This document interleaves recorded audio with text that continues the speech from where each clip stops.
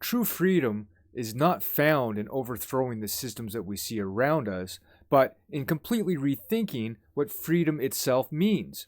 The structures of power that seem to dictate our lives are not the root of our limitations. They merely reflect a deeper disconnect within the collective consciousness. We often seek liberation by changing the outer world, but true liberation begins within. True power doesn't lie in controlling or resisting the system. It lies in understanding that these systems are but projections of our collective beliefs, fears, and illusions. The real question is not how we can defeat those at the top, the so-called elite, but how can we transcend the very notion of the top and bottom, power and submission.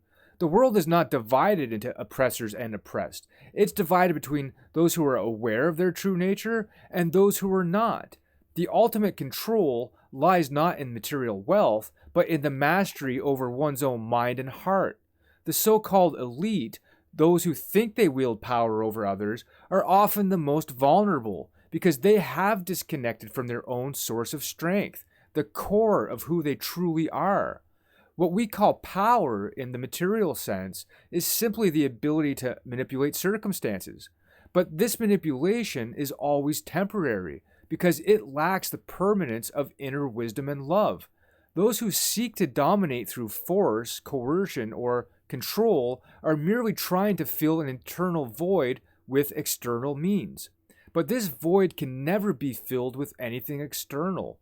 The true force of power lies in our ability to stand in truth, to be aligned with integrity, and to act out of compassion, not out of fear or desire for control. When we do this, we stop participating in the cycle of external manipulation, and we begin to influence the world not through domination, but through the ripple effect of our energy and intention. Freedom is not a matter of fighting against the systems that bind us, but of transcending them altogether. It's the realization that we are not bound by any external force, and that the only change that exists are the ones we create within our own minds. This is the power that no one can take from you, the power of your own consciousness, your own ability to have love over fear, truth over illusion, and unity over division. Once enough individuals wake to the truth, the external systems will have no choice but to collapse, because they will no longer have any power over those who see beyond their illusions. The true revolution, therefore, is not political or economic or social. It's an inner revolution, a shift in perception, a collective awakening to the truth that we are all interconnected, and that our power comes from love, not domination. When we stop seeing the world in terms of enemies and divisions, we begin to understand that true freedom comes from aligning with this natural order of things, the force that connects us all, and the force that sustains life itself. Those who seek to control others do so because they fear their own vulnerability, their own powerlessness. But once we understand that the systems of control are only as strong as our belief in them, we realize that we can live in a completely different reality, a reality where power is not something to be gained or hoarded, but something to be shared, expanded, and expressed through love and truth. This is the shift that must occur for the world to transform.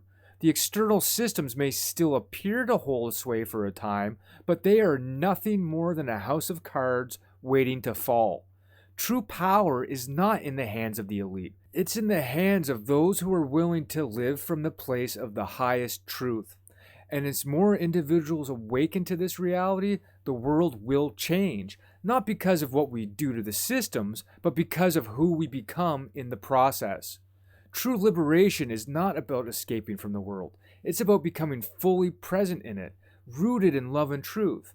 When we live from this place, we create the world we want to see, not through force, but through the natural power of being.